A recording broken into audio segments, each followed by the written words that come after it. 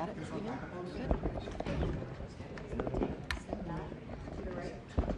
Step back to the right. Oh, are you kidding me? They'd all be out of business. Hello, everybody. Hello, sir. Hello. You tell me when you're ready. Head on and cuts ready? Yes. Okay. Thank you, sir. Okay, we're signing a regulation bill, and you might want to discuss it, please. Somebody could Yes, explain it? This is an executive order called Unleashing Prosperity Through Deregulation. So it slashes unnecessary regulations, which will put more money in Americans' pockets, unleash economic growth, and guarantee that the United States of America remains the strongest competitor on the world market. And in order to achieve that, this order requires a rigorous regulatory budget process. So for each new regulation issued, at least 10 prior regulations will be identified for elimination. So 1 for 10. And that's never been done before. We came very close to doing it in the first term, and we'll be able to easily do it, I think, in this term, and that'll have a big impact on regulation, getting rid of so many ridiculous regulations. And very importantly, Doug Burgum and Catherine, incredible governor of North Dakota, as you know, and did a really great job. And I asked him to serve as the Department of Energy, the secretary, and he's agreed to do it. And in many ways, the United States, I guarantee it's going to prove to be correct that the United States is very lucky to have them, because they're a great team, great man and wife, great talent. So we are going to be working, and you're going to be working very hard with Chris Wright over at Energy. And we have a lot of land. We have more land than anybody else in the world that has energy under it, namely, I call it liquid gold, but oil and gas and other things. And he'll be seeking that out, and he's going to help our country to become extremely liquid and extremely wealthy again. And I don't think it'll take too long. He's ready to go, right? He just got approved, as you know, by the Senate. So it was pretty good. We want to thank everybody, and we want to thank Senator Thune for moving it along. And if you could give me his commission, we'll sign it. Thank you very much. And if you'd like to ask a question of the new secretary, it's a very interesting title, but it's a pretty great title, right? Yes. Cabinet member and everything else. What is your first priority as Secretary of Interior, sir? Well, as you've heard President Trump say, we have to turn the ship around. If Interior was a public company, its stock would be in the tank. Revenue has been declining. Production of revenue for American taxpayers is down. The deregulation order, executive order, which President Trump just signed, extremely important because we have to shorten the time that it takes to build things in America. And not only do we have to produce more energy, we've got to produce more critical minerals in this country, and we're talking across the whole country, including Alaska especially, a big opportunity. Interior, if it was a company, has the largest balance sheet in the world. 500 million acres of public land, 700 million acres of subsurface, over 2 billion of offshore acres. These are all assets that belong to the American people. We all talk about the debt that America has, this 36 trillion. We have perhaps hundreds of trillions of dollars of assets that we need to manage smartly, sustainably, for the benefit and the use of the American people.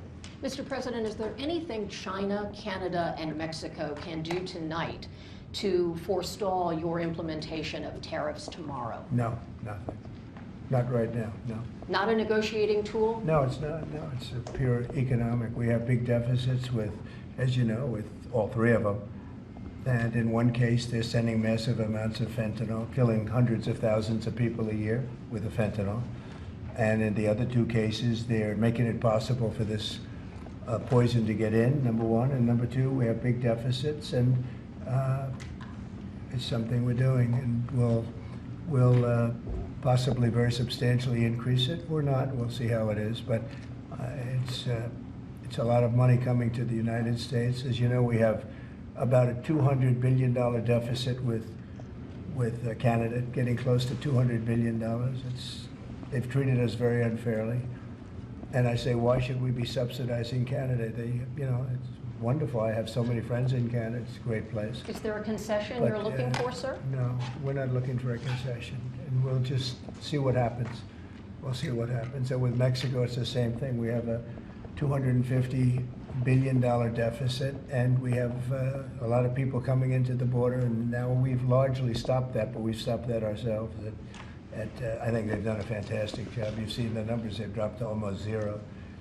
But we've suffered under the past administration for years and years. We've suffered with millions of criminals coming into our country. Criminals, people from jails from all over the world. They come through Mexico, and they come through Canada too. A lot of them come through Canada, and a lot of fentanyl comes through Canada. And China makes the fentanyl. You know, China makes the fentanyl, gives it to Mexico, puts it through Canada, puts it through different places, mostly Mexico, but also a lot through Canada.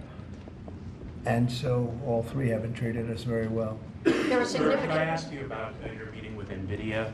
What did you talk about, and do you think you need to ban more of the chips that they're selling to China? Well, he's a great gentleman, and I hadn't met him. He's the biggest in the world in terms of chips. And I can't say what's going to happen with it. We had a meeting. It was a good meeting. But eventually we're going to put tariffs on chips. We're going to put tariffs on oil and gas. That'll happen fairly soon. I think around the 18th of February. And we're going to put a lot of tariffs on steel.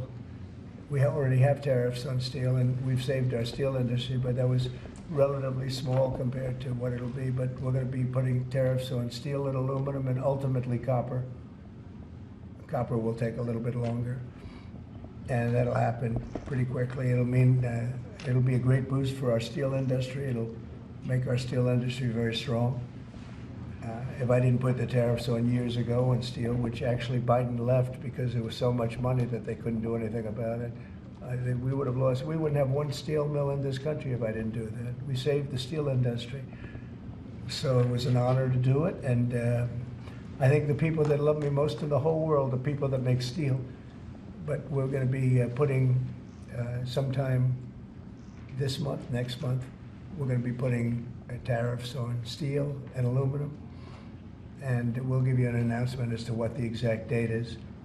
But it'll be a tremendous amount of money for our country, a tremendous amount. These are big numbers. And in addition to that, and you see the power of the tariff. I mean, the tariff is good. And nobody can compete with us because we have by far the biggest piggy bank. And so that'll take place very quickly. But also we'll be doing pharmaceuticals. And to bring our industry back, we want to bring pharmaceuticals back to the country. And the way you bring it back to the country is by putting up a wall. And the wall is a tariff wall. We were the richest country in the world. We were at our richest from 1870 to 1913. That's when we were a tariff country. And then they went to an income tax concept, and you know, how did that work out? It's fine. I mean, it's okay, but would have been very much better. So we'll be doing pharmaceuticals, importantly, and drugs, medicines, etc. All forms of medicine and pharmaceuticals. And we'll be doing, very importantly, steel. And we'll also be doing chips and things associated with chips. And sir, what do you plan on talking with the Japanese Prime Minister about next Friday when you all meet? Well, he's coming in, next week. I don't know, he asked for a meeting, and I have great respect for Japan. I like Japan.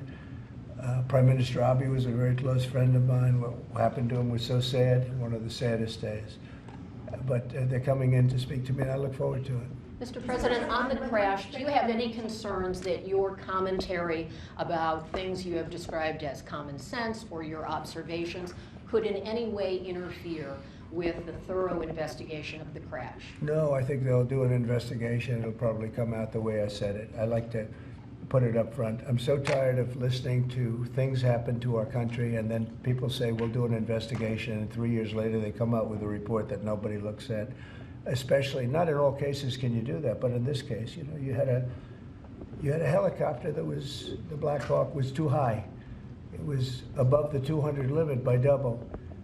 It shouldn't have been there. And there were some other mistakes made too, and I pointed them out also, and I was right on all of it, but they'll still do an investigation just to check it out. But I think As that's Commander-in-Chief, are you at all concerned about opining about the Army and the conduct of that aircraft when you are commander-in-chief and these are the people who report to No, you, no. and there is an investigation ongoing? This was all caused by bad rules, regulations, and other things by Biden, the What Biden tells you that, administration. sir?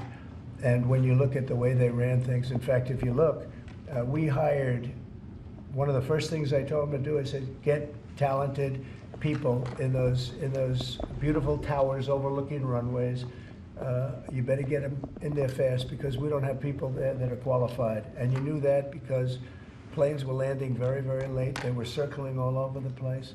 We had people that didn't know what the hell they were doing. And if sir, you- there if are you planes look- in the air excuse me. everywhere, and there are other air Excuse traffic, me. pardon me, Excuse sir. They, we have to have the best people, the smartest people, the sharpest people as control tower experts. And that's what they have to be. They have to be experts and they have to be very smart.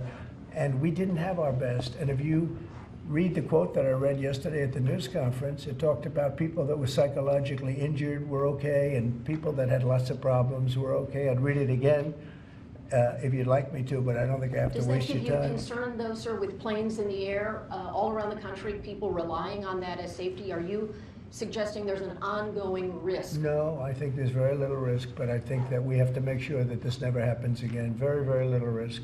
And we're taking actions that this can't happen again. The helicopter, as you know, was out of its zone.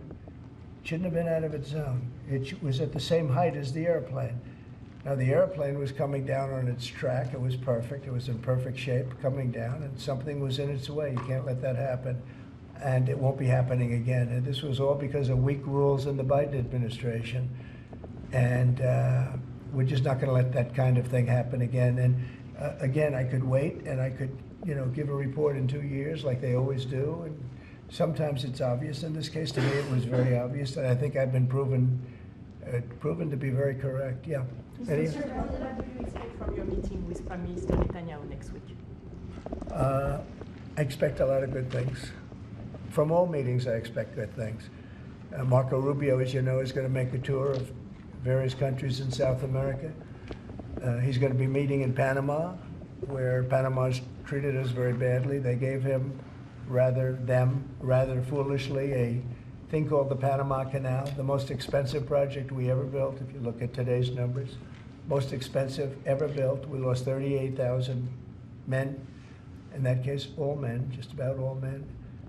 38,000 to the mosquito, to malaria and various other problems that you get from jungles. It was a tremendously costly event. We built the Panama Canal 110 years ago. Think of it, the most expensive development we ever did. And really one of the wonders of the world, one of the great wonders of the world. And we didn't give it to China, we gave it to Panama. And Panama's been ripping down all the China language signs. They've been working like mad to try, but about 70% of the signs were up and they were written in Chinese, and that's not the deal. So we're going to take it back. They've already offered to do many things, but we think it's appropriate that we take it back. They've totally violated the agreement. We have an agreement. They violated the agreement, and Marco Rubio's going over there to talk to the gentleman that's in charge. On this Gaza, do you still think it's a good idea for Jordan and Egypt to be taking in Palestinians when they reject the idea and the Palestinians who are living now in Egypt? Oh, I think Jordan will take people, people from Gaza. And I think Egypt will take them also. I mean, I heard somebody said they're not going to, but I think they will. I feel confident they will. Mr. President, will tomorrow's tariffs include oil? What? Will tomorrow's tariffs be inclusive of Canadian crude? I'm probably going to reduce the tariff a little bit on that. We think we're going to bring it down to 10% on the oil. So it's 25% on the Canada side. Mr. President, are these tariffs stacking on top of already existing tariffs, or Yes, this will be the total? on top of whatever may be existing. Yeah. Mr. Mr. President, ask you a question about Venezuela. Rick Cornell was seen on state TV shaking hands with President Maduro. Is there any concern that that might lend legitimacy to the Maduro administration? No, we want to do something with Venezuela. I've been a very big opponent of Venezuela and Maduro. They've treated us not so good, but they've treated, more importantly, the Venezuelan people very badly. We have tremendous Venezuelan population. I got 92% of the vote, the Venezuelan vote. Now we want to see what we can do to get people back in their homeland safe and free and all. He's meeting with a lot of different people, but we are for the people of Venezuela. We're for the Venezuelan Americans. If you look at it, we have them all in Florida, right around the Doral area. That's really, they call it Little Venezuela, right? And they voted for me close to 100%. So we'll see what we can do to straighten out the situation in Venezuela. Venezuela has been very unfortunate. I was very surprised when I saw that Biden agreed to buy a lot of oil from Venezuela, because Venezuela was just about finished, the dictator. And when that happened, it brought him back to life. You know, Biden went out and they buy millions of barrels of oil. I say, what's that all about? So we're not going to let that stupid stuff happen. So we'll see what happens. We're not happy with Venezuela. We don't like the way they've treated the Venezuelans at all. Mr. President, there have been some warnings or messages that government websites will be shut down this evening to scrub them of DEI content. Can you confirm if that's What's accurate? been shut down? Government websites, will be shut down this evening to scrub them of DEI content. Can you confirm whether that's accurate and if there are any concerns? I don't know. about- It doesn't sound like a bad idea to me. DEI would have ruined our country, and now it's dead. I think DEI is dead. So if they want to scrub the websites, that's okay with me. But I can't tell you. I guess probably certain people handle it certain ways. But I'll tell you who's very happy about it: the military. The real leaders, the real generals in the military, they're very happy about it. Doug is very happy about it. He's got a big group of people that are going to be working for him, are really starting right now. He just got signed up, and they're very happy about it. He had a lot of DEI. Everybody did, but he has not been a fan. It was really hurting our country badly. It's costing a lot of money too. You see the kind of money we're talking about? Hundreds of millions of dollars for nonsense. Now we have our country back now. Our country is back, and it's a nice thing to say. I've never seen such love. I've never had anything like it. I've never seen anything like it. People are coming up, sir, thank you for bringing our country back. We were losing our country, and I think we're stronger now than we've been in many, many decades. At the Department of update on your call with Vladimir Putin.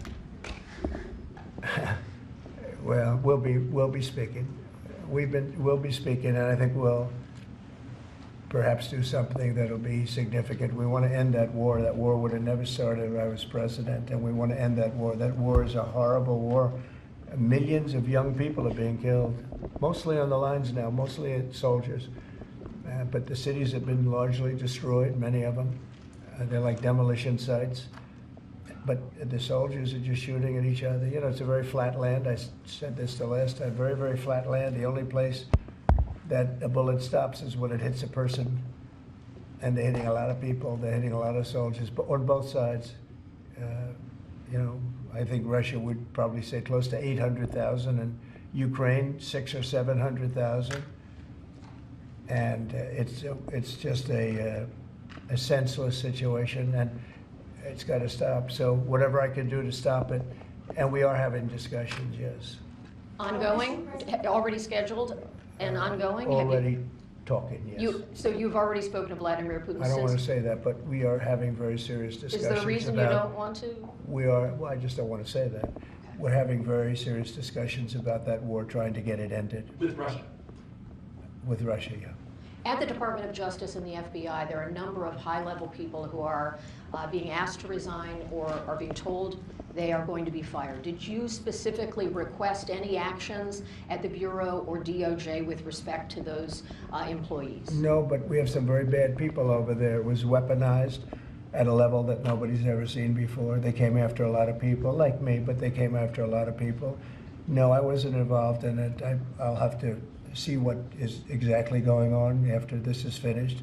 But if they fired some people over there, that's a good thing, because they were very bad. They were very corrupt people, very corrupt, and they hurt our country very badly with the weaponization. They used the Justice Department to go after their political opponent, which in itself is illegal. And obviously it didn't work. Are you going to impose tariff on the European Union? What does that mean? Are you going to impose tariff too on European Union like you are going to do for Mexico and Canada? Well, you're asking me a question, because I'm sure you didn't hear, am I going to impose tariffs on the European Union? Do you want the truthful answer, or should I give you a political answer? Absolutely. Absolutely. Tariffs The European Union has treated us so terribly. You promised Americans to try to reduce costs, and so many of the products Yeah. that would be tariffed, when they come into the country, the outgoing country is not paying the tariff. The buyers in the United States pay that, and then that's passed on to consumers in Right. most instances. Sometimes. How would you expect to have prices come down if you have such a broad plan for tariffs? And what do you say to the voters who want to see you reduce everyday costs? Well, let me just tell you that I got elected for a lot of reasons. Number one was the border. Number two was inflation, because I had almost no inflation. And yet I charged hundreds of billions of dollars of tariffs to countries.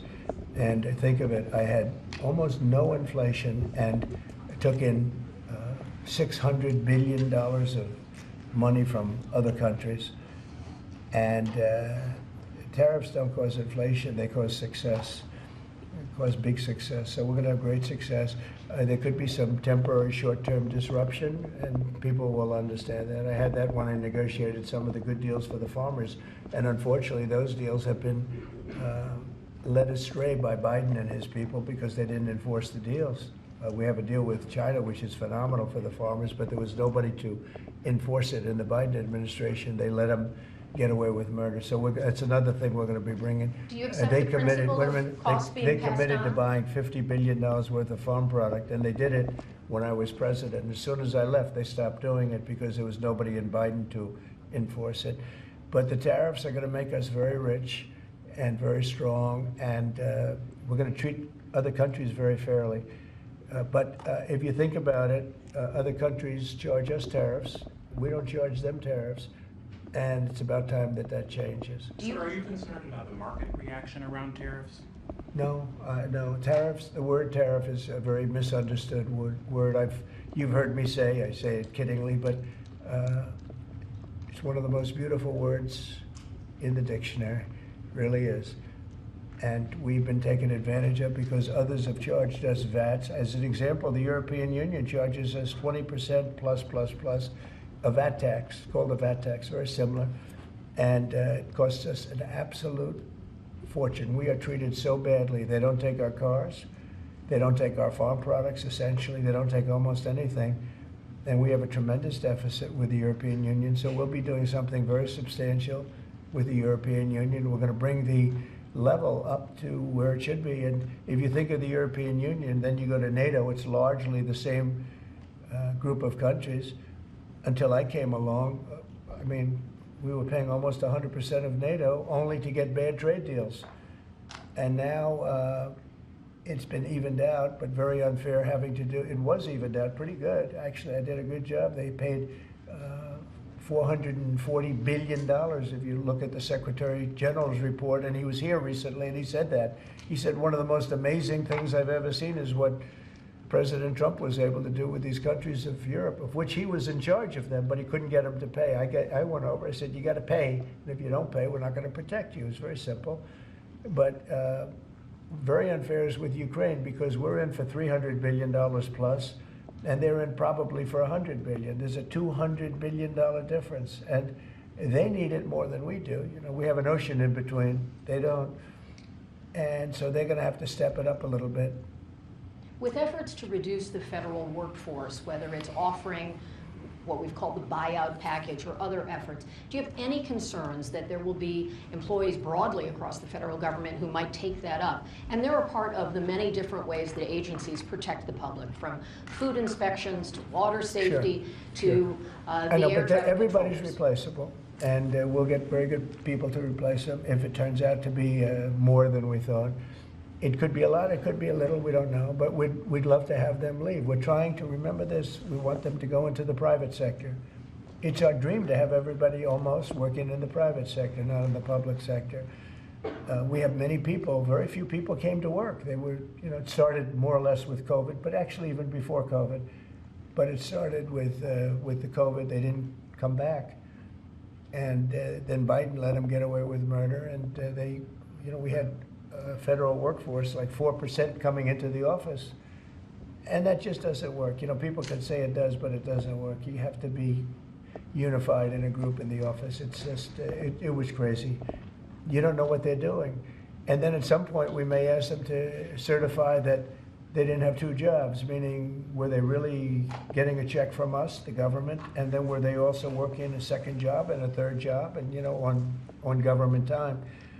And many of them will say that they did, which is not legal, but it's a problem. It's a problem. No, we want to get that out. We want to clean it out. People have been trying to reduce federal government now for 40 years, 45 years, and they haven't been able to do it. And this is a way of doing it, I think, very nicely. It's sort of a buyout, too. I think we're treating people very good, but people don't come to the office.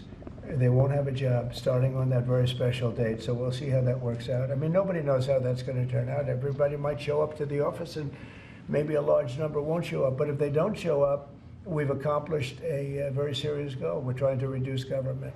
Does Mr. Musk or any of those associated with your Doge effort, do they have any direct access through the government systems to how money is dispersed? No, nothing. No, they are. This has nothing to do also with the federal cutting, with this federal cutting. This is very separate. This is if you don't show up, you don't get paid. But Doge, I think great progress has been made. We're talking about cutting over $1 trillion of waste. We're talking about waste. We're not talking about we're going to love and cherish Social Security, Medicare, Medicaid. We're not going to do anything with that other than if we can find some abuse or waste, we'll do something, but the people won't be affected. It'll only be more effective and better. And our country, as our country gets richer, the people on Social Security, Medicare, Medicaid, those people are going to be more secure. If Biden had gotten elected, Social Security was going to fail because the country was failing. It was going to fail. The country was going to fail. And therefore, the Social Security, Medicare, Medicaid, and all of the other things that you may get would not be able to be paid. Our country's getting very strong, and you see it. I think more progress has been made in the last 2 or 3 weeks than has been made in the last 4 years. I think not only has more progress been made in the last 4 years, it's, I'll call it deprogress.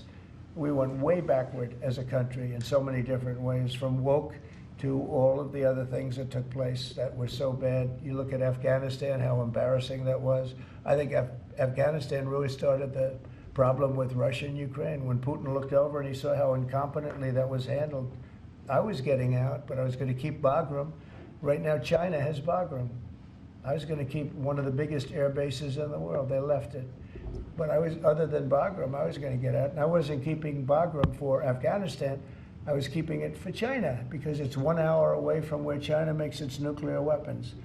And we were keeping it. So we have a lot of great things happening in our country, and we appreciate that you're here. And I'm really thrilled about Doug, and I'm really thrilled about his friend, Chris Wright, who's a legend in the oil business, right? They keep telling me, Catherine, he's like a legend, and he's a legend too in a lot of businesses. And we have an amazing group of people working with us. There's a man behind me who became a tremendous success. He was not a wealthy man. He didn't start off a wealthy man, and he ended up a wealthy man. And that's a great talent. And he's willing to sacrifice so much and to put it to work for our country. Watch the job he does on the interior, but in particular on really making our country very, very wealthy by utilizing it properly. And at the same time, environmentally, he does it he's very much an environmentalist. He's going to do it very carefully and very painstakingly good. But you just watch what happens. And working with the Department of Energy, where his compatriot, his friend, and also considered the most talented man in the oil business, is the head of the Department of Energy, and they work together. It's almost like a partnership. It really is a partnership. And watch what that does for our country. It'll be a fantastic thing to see. Thank you very much, everybody. Thank you, Fred. Thank you, Fred.